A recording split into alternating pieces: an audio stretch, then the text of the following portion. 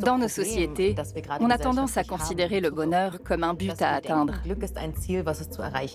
En réalité, le bonheur est la conséquence d'une existence réussie.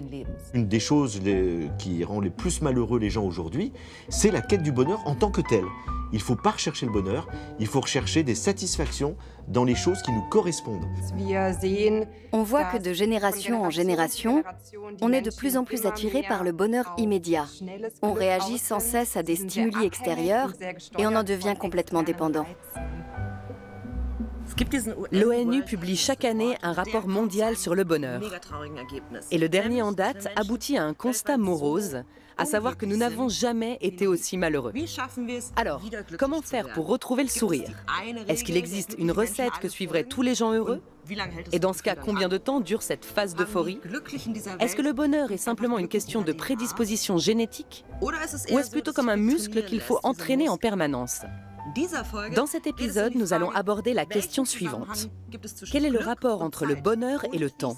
Et comment l'employer? Que devons-nous faire pour que notre bonheur perdure, même quand nos réserves de dopamine et d'endorphines sont épuisées et que les vacances à la plage sont finies?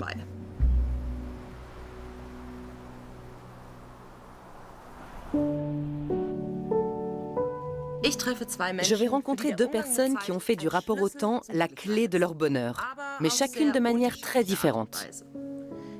Le premier, Jean-Rémy von Matt, a été pendant des années le publicitaire le plus recherché d'Allemagne. Il a imaginé des campagnes qui ont marqué leur époque et des slogans qui sont encore aujourd'hui dans toutes les têtes.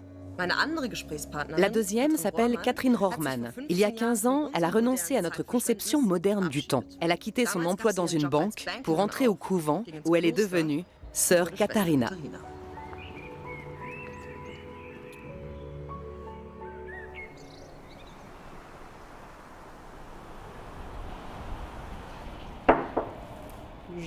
Jean-Rémy.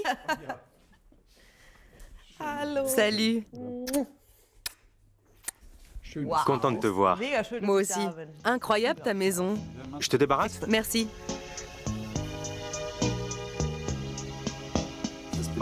Voilà.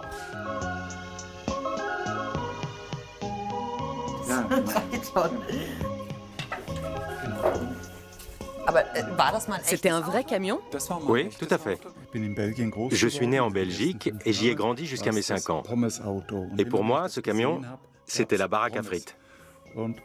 Ma femme a grandi dans la Sarre et pour elle, c'était le vendeur de glace. Il venait toujours dans ce véhicule. Donc pour nous deux, ce modèle est synonyme de bonheur.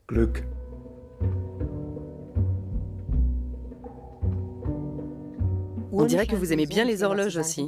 C'est une collection de réveil là-bas? Oui, c'est ma femme qui les collectionne. On parle très souvent des ressources dont on dispose. Et à mon sens, on oublie la plus importante de toutes, celle que nous avons toujours à notre disposition, le temps. Je vais te donner un exemple. Depuis que je ne suis plus en activité, j'ai beaucoup de temps. Et on me propose souvent de participer à des colloques. Au départ, je disais oui, avec plaisir. Et puis je me suis rendu compte que ce n'était pas pour moi. Je ne suis pas fait pour ce genre de choses. Je ne dis rien, je n'apporte rien, je me contente de boire du café et je rentre chez moi. Ça n'a rien d'amusant. C'est complètement contre ma nature. On peut dire que le temps libre ne rend pas heureux en soi. C'est surtout la façon dont on va en faire usage qui fait la différence. On a constaté que lorsque des gens ont beaucoup de temps libre, mais qu'ils l'utilisent de façon passive, par exemple en restant devant les écrans, ça peut les rendre plus malheureux que s'ils n'avaient pas ce temps pour eux.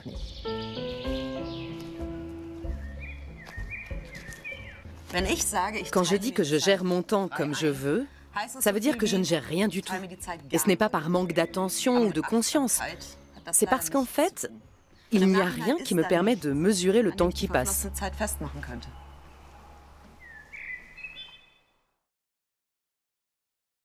C'est encore une horloge, ça? Oui, c'est une horloge de vie, ou plutôt le compte à rebours de mon existence. Elle compte le nombre de secondes qui me restent à vivre d'après les données statistiques sur l'espérance de vie à Wiesbaden. C'est assez macabre. Oui, peut-être, mais elle a une fonction importante. Le principal là-dedans, ce n'est pas le chiffre en lui-même. En fait, l'horloge rend surtout visible le temps écoulé. C'est comme un sablier. On voit concrètement les secondes qui passent. Chaque fois que je passe ici, je prends conscience du temps écoulé. Et je me dis, bouge-toi.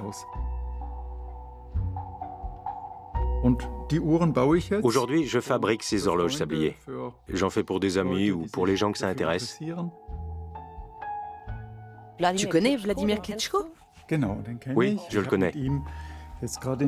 D'ailleurs, on s'est parlé il n'y a pas longtemps au sujet de l'horloge. Il a dit qu'il y pensait tous les jours. Je lui dis toujours de faire attention à lui et comme il est ukrainien, ça prend une dimension dramatique. Autre point intéressant, quand l'horloge arrive à zéro, il y a une sorte d'encouragement qui apparaît. Un texte. On le voit sur celle-ci. Ça va arriver. Toujours vivant? C'est un cadeau. Vladimir a souhaité inscrire un autre texte. Sur la sienne, à la place de la deuxième phrase, ce sera « Toujours vivant? Va boxer ». Mais tout ça, c'était avant la guerre. Si tu pouvais acheter du temps de vie en plus, tu le ferais? Je ne donnerais pas un sou pour vivre plus longtemps. Je trouve très important que l'existence soit bornée. Je pense en effet que le fait de savoir qu'on va mourir peut nous permettre de savourer pleinement le présent et surtout de faire les choses essentielles. Parce que si on était immortel, on remettrait toujours à plus tard les choses importantes, on se laisserait prendre peut-être par un tas de futilités, etc. Donc le fait de savoir que la vie est courte, comme disait Montaigne déjà, il nous disait « Je compense la brièveté de la vie par l'intensité que je mets dans tout ce que je fais ». On a fait une étude avec 2 groupes de personnes. Les participants du premier groupe devaient faire comme si c'était le dernier mois qu'ils passaient dans leur ville. Ils sont allés au théâtre, au concert, ils sont sortis avec des amis. Et la seule contrainte des membres du deuxième groupe, c'était de consigner chaque soir ce qu'ils avaient fait. On leur a aussi demandé de noter leur degré de bien-être avant et après l'expérience. Il s'est avéré que les personnes qui avaient vécu ce mois comme si c'était leur dernier dans la ville étaient plus heureuses. Il existe donc bien un lien entre le bonheur et le temps. Ma gestion du temps n'est pas très efficace. En général, elle oscille entre les 2 variantes les moins propices au bonheur. D'abord, pendant des jours, c'est l'inaction totale. Et ensuite, je travaille à fond jusqu'à la date de remise ou du tournage. Est-ce que je pourrais faire meilleur usage de mon temps ?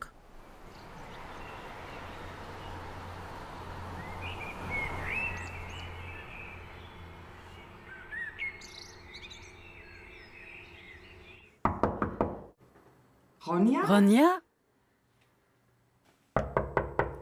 Il est 5 heures, c'est l'heure des laudes. Je suis presque prête. Je descends dans 2 minutes. Je t'attends en bas. À tout de suite.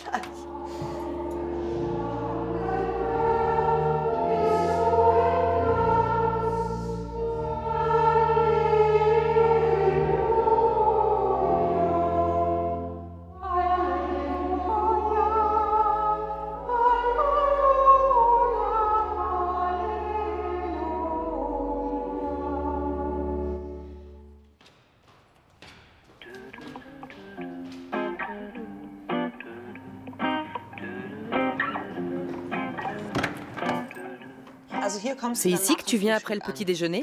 Tout à fait. J'arrive ici entre 7h30 et 8h. Et en général, la matinée est consacrée à différentes tâches administratives. Je m'occupe surtout de la comptabilité, de tout ce qui a rapport avec la banque et des questions de retraite et d'assurance sociale pour les sœurs. Avant d'entrer au couvent, tu travaillais dans une banque et aujourd'hui, tu t'occupes encore de chiffres. Qu'est-ce qui est mieux ou différent ici? J'aime beaucoup le fait d'avoir une structure. Nous avons un emploi du temps précis, comme tu as pu le voir ce matin. Nous nous levons à 5 heures. Ensuite, à 6 heures, nous avons la prière du matin, les laudes. Puis, avant le déjeuner, nous avons la prière de midi. Et à 17h45, il y a les vêpres, qui précèdent le dîner pris en commun. Enfin, à 19h45, nous avons les complis, la prière du soir, qui clôt la journée. J'ai effectué un long séjour en maison de repos pour dépression. Et là-bas, le quotidien est aussi très planifié. Au bout de 2 semaines, on est vraiment porté par la régularité du rythme. C'était incroyable. Ici, qui vous impose de structurer vos journées? Je ne dirais pas que c'est imposé. Cette structure existe depuis des siècles. Elle est fondée sur la règle de Saint Benoît qui a dit qu'il fallait prier le Seigneur 7 fois par jour. Tout découle de là.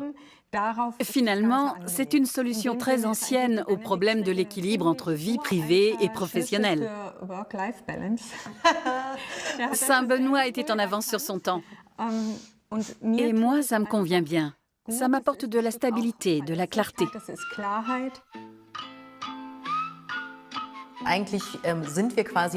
On cherche en permanence à trouver un équilibre intérieur. Et cet état est d'autant plus facile à atteindre quand notre quotidien est structuré. Ça nous permet d'ordonner notre monde. Et notre psyché a une appétence particulière pour l'ordre, qui peut donc contribuer à notre bonheur. Certaines études psychologiques sur le temps de travail montrent que les journées de 6h30 sont les plus propices à l'épanouissement personnel. Et je pense que ça rejoint le sentiment procuré par un emploi du temps structuré qui va nous servir de guide tout au long de la journée, tout en nous laissant une certaine autonomie pour les choses qui nous tiennent à cœur.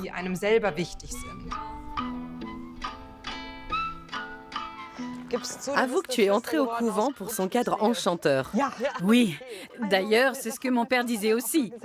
Les couvents bénédictins sont toujours implantés dans des lieux magnifiques.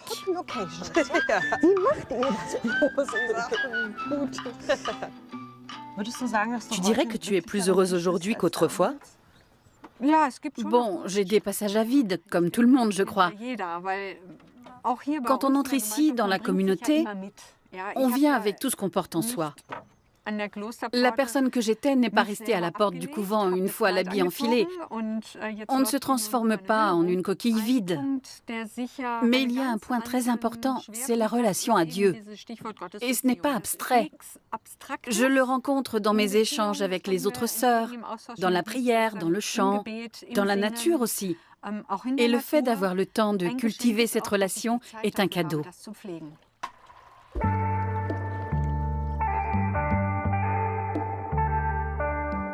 Il y a eu de nombreuses études sociologiques, notamment aux États-Unis, depuis une trentaine d'années, qui montrent que finalement les gens qui se déclarent le plus heureux, bien souvent, sont des gens croyants. C'est-à-dire que c'est parmi les gens heureux, les croyants sont très représentés. Et des croyants pratiquants, c'est-à-dire des gens qui ont vraiment une vie engagée et dont la foi est très importante. Et l'explication est simple, c'est que la foi donne du sens à la vie. Et qu'à partir du moment où vous avez du sens à la vie, vous acceptez mieux les hauts, les bas. Lorsqu'il y a une épreuve, vous dites « Dieu m'éprouve » et vous avez toujours cette confiance. L'un des exemples bien documentés par la recherche, c'est celui des Mormons aux États-Unis. En moyenne, ils vivent 10 à 11 ans de plus que le reste de la population américaine. Et ils sont plus heureux. On l'explique par la pratique religieuse, associée au savoir-vivre ensemble et au contact avec la nature. Ou en tout cas à des créneaux définis qui ne sont pas consacrés au travail.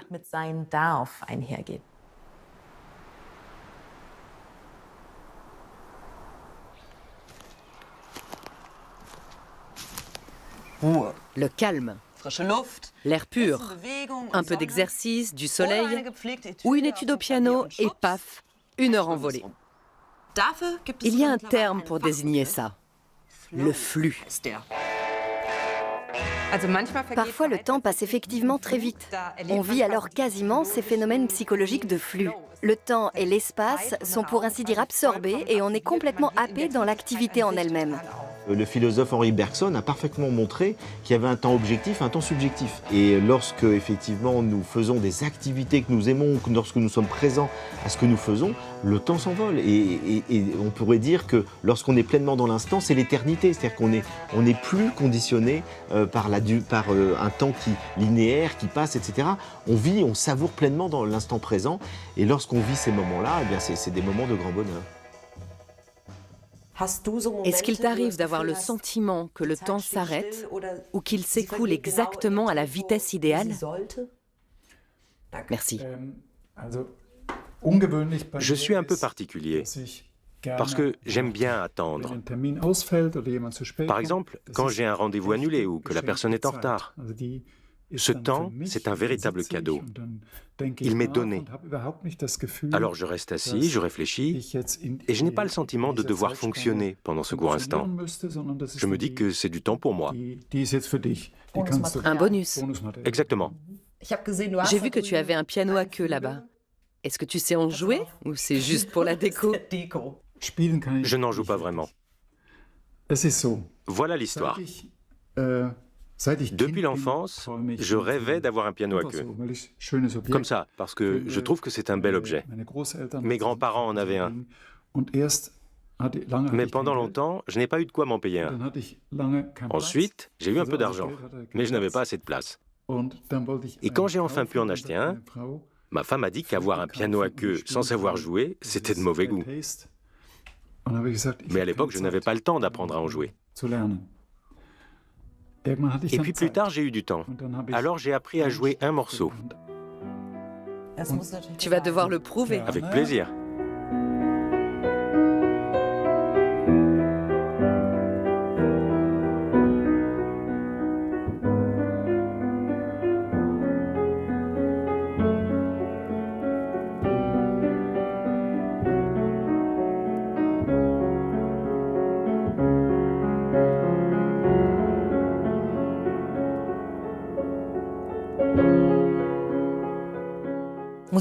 La pratique musicale génère deux états différents.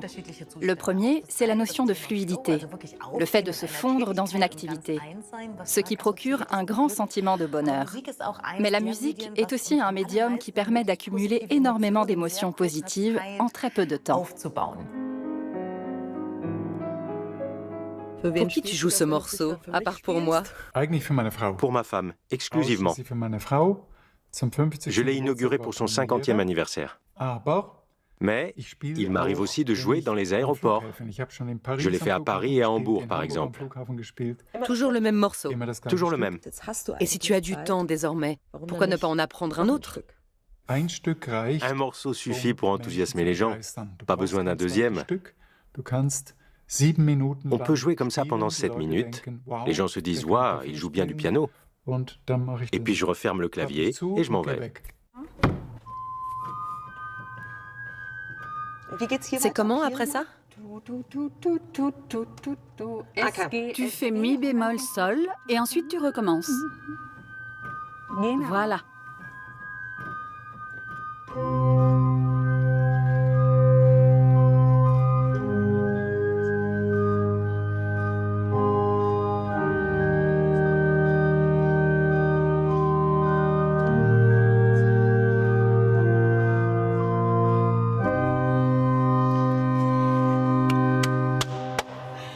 Merci beaucoup. C'était chouette. Tant mieux. Je me suis sentie plus proche de Dieu que jamais. J'ai un neveu, il me dit « je suis malheureux ». Je lui dis « pourquoi tu es malheureux ?» Il me dit « parce que je rêverais d'être un guitariste très connu, de faire des concerts et tout ». Je lui dis « tu consacres combien de temps à jouer de la guitare ?» Il me dit « une demi-heure par jour ». Je lui dis « mais c'est pas possible, Jimi Hendrix, il jouait 8 heures par jour ». Et donc, si on veut vraiment réaliser des choses importantes, ou en tout cas s'accomplir dans son activité, il faut consacrer du temps. Et donc, la joie, le bonheur vient aussi des efforts qu'on peut consacrer à une activité qu'on aime pour en jouir de plus en plus.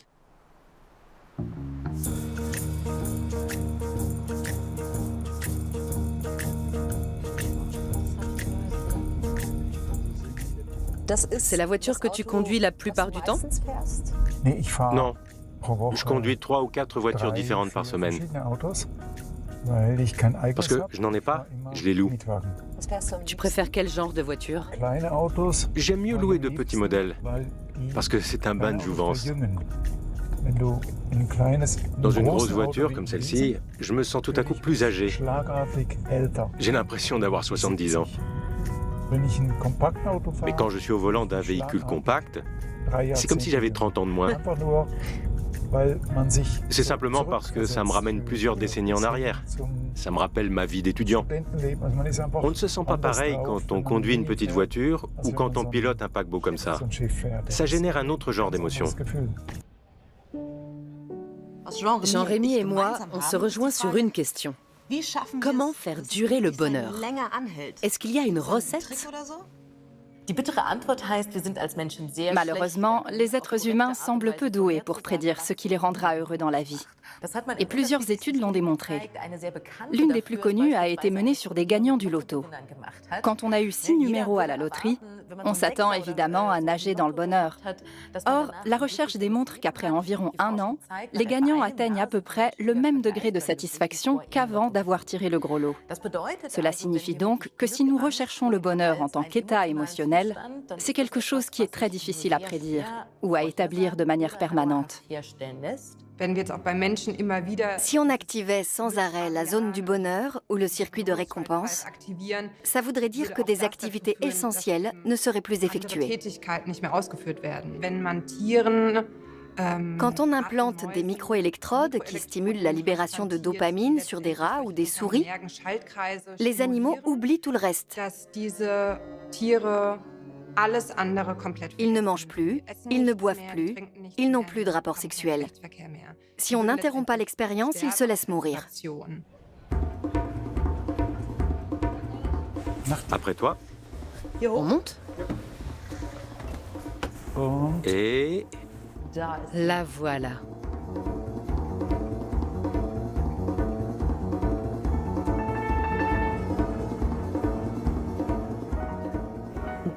C'est une variante des horloges de vie qu'on a vues chez toi? Oui, c'est la même thématique. Il est encore question de durée de vie, mais c'est une autre interprétation, si on veut.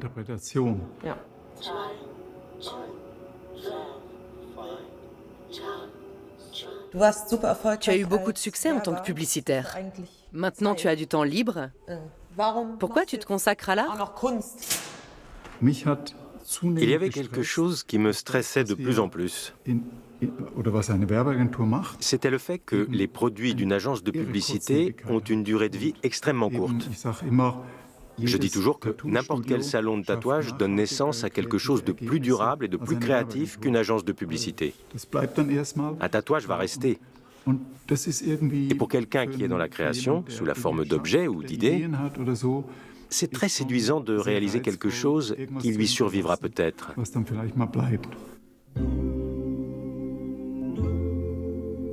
Socrate nous dit déjà dans le banquet de Platon que les humains cherchent à faire des enfants pour s'immortaliser, parce qu'ils ont besoin de laisser une trace de leur passage sur la Terre et que ça fait partie de leur bonheur de savoir qu'on ne les oubliera pas.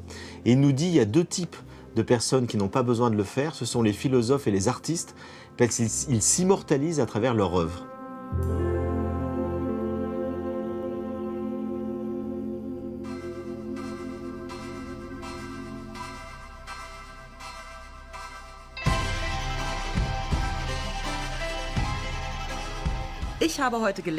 Aujourd'hui, j'ai appris qu'il existe vraiment des moyens concrets pour être plus heureux. Ce serait formidable si c'était aussi simple.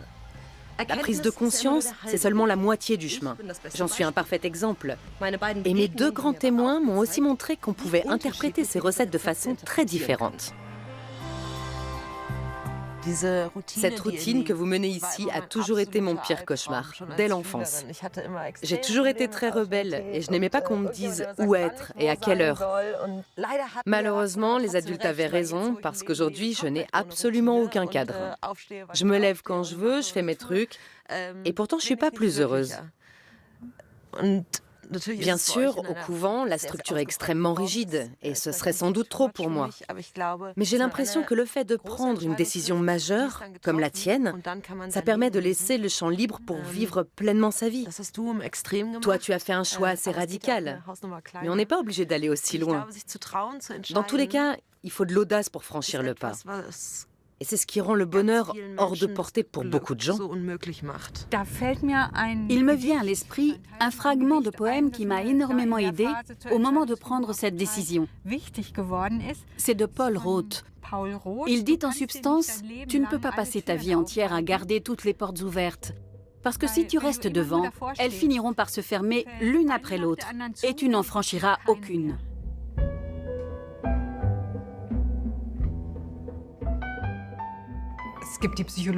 Nous avons tous 3 besoins psychologiques fondamentaux pour une vie équilibrée: la compétence, l'autonomie et le lien social.